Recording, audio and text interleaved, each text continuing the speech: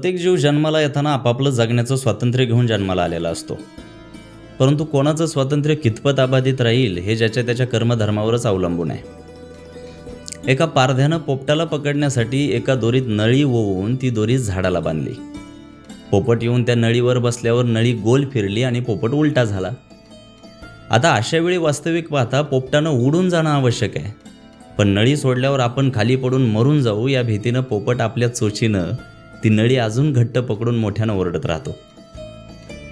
त्याला कोणी अर्धा तोडून नेण्याचा प्रयत्न केला तरी तो नळी काय सोडत नाही. ज्ञानेश्वरी अध्याय 6 ओवी क्रमांक 79. ऐसा काजे विना तुडला, तो सांग पा काय आणिके बांधला, मग न सोडीच जरी नेला तोडून अर्धा.